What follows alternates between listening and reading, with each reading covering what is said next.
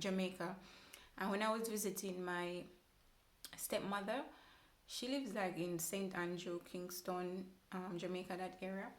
And what a coincidence that the taxi man, that's not his regular route, but he was there. And I don't know how I began to ask him if he knows this doctor. First of all, I never remember the doctor's name. I never remember that his name was Dow. And I said, "Oh, do you know a doctor in Portmore where when you go, he just reads the Bible to you?" So he said, "Oh, Dr. Dow, everybody know him, yada yada yada." So I said, "Okay, I'm trying to find him, but I don't remember where he was. He can give me some directions, yada yada yada." So the man said, "Of course," and he helped me, like he gave me directions and all of that. All right, so now we know where Dr. Dow is, right? And I was still reluctant to go back to him. And then something said, "Go back to Dr. Dow, go back to Dr. Dow." So I said, all right, I couldn't deal with the voice in my head, keep on telling me to go back to Dr. Dow, go back to Dr. Dow. So I went back there, and I was like, "Dr. Dow, I cannot do it. Dr. Dow, I'm having sex with this man, and the sex is good. And I stopped studying the word, and you told me that I need the word. I need help." And I was broken. And Dr. Dow, of course, he gave me the word. First of all, I went to Dr. Dow late in the night. I went there about 8 or 9 p.m. in the night. And it took some time for me to get through because his office in Portmore is very busy. And I stood there waiting. And I told the receptionist that I'm here to see the doctor. I'm not here to pay for a visit. Especially then, I couldn't even afford to pay. I was going to university in Jamaica, so I couldn't pay for the visit. But I told her that, listen, I need to speak to Dr. Dow. And yeah. So I went out in the office now. Dr. Dow gave me the word, of course. And he gave me his own testimony about how it was hard for him to let go of his ex-girlfriend, but he had to do it as well. And he said to me that you're going to have to stop because fornication is wrong, you know. And I said, "Dr. Dow, it's so hard for me. I can't do it because I like this. I like this man. I like this feeling. I like everything." But Dr. Dow told me that you have to stop. Like, he never said to me, "Oh, it's okay." He said, "No, you have to stop." Gave me the word. I read the word. I don't remember if I was crying while he was reading the word. I don't know. But most likely, I don't remember. But we in the office and he told me that, all right, don't go back around the man. He said to me, "You're a woman. You're in the flesh. You're attracted to this man. It's going to be hard for you to tell him no." You get me? And so I leave Dr. Dow now, and then I think we exchanged numbers, and he gave me another office where I could meet him and stuff like that, which wasn't so busy as the Portmore office. When I leave Dr. Dow office now, it was 12 a.m. in the night, and as I say, Portmore is confusing, and I went out at the bus stop. 12 a.m. in the night, no bus is running.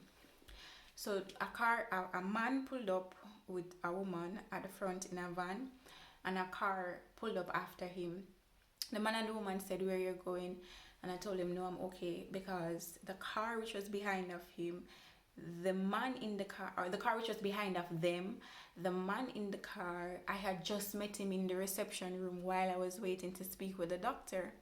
So by the time I was out at the taxi stand or the bus stop waiting, he was finished speaking with the doctor, and he said to me, "Come, let me take you home." So I was home safe and sound. He took me, I was at Portmore, and he took me all the way to my house in Spanish Town. And up to now, I don't have this man's number nor nothing. That's why I believe that the Lord really wanted me to go to Dr. Dow and speak to him. Because when I left the office, Dr. Dow's office, at 12 a.m. in the night, a man who I just met in the reception room took me straight home. Yeah. And so I went back in the word because Dr. Dow said, "Shade, you need the word." So I went back in the word, and I was there in the word, but yet still I still felt like a hypocrite. But then I remember Dr. Dow say, "Don't leave the word, that's just a plan of the enemy." So I would pray every day, and I say, "God, I know I'm not supposed to be with this man, but this feels so good, it feels so right."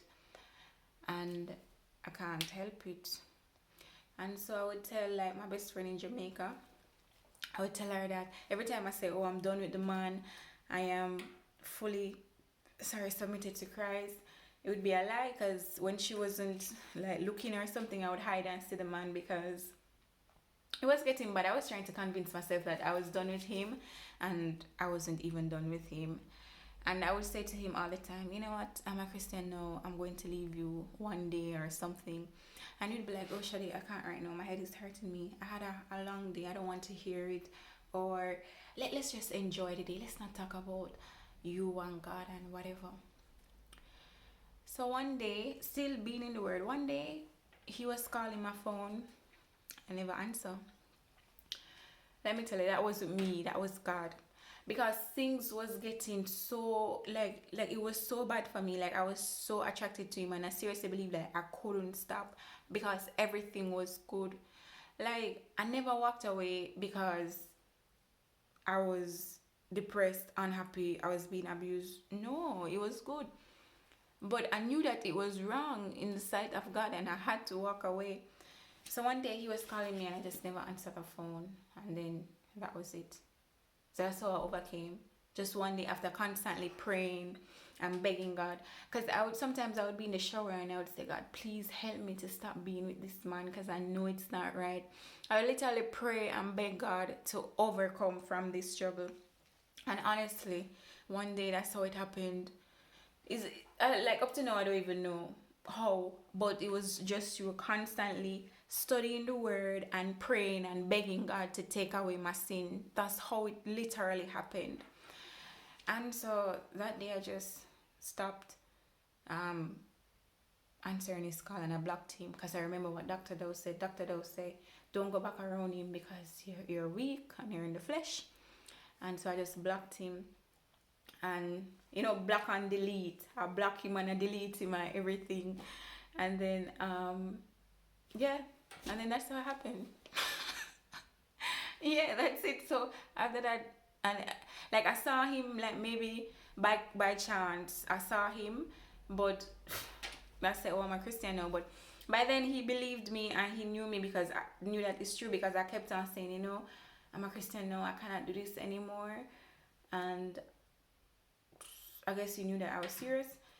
And then from that, that's it. I never slept with anyone else from that point.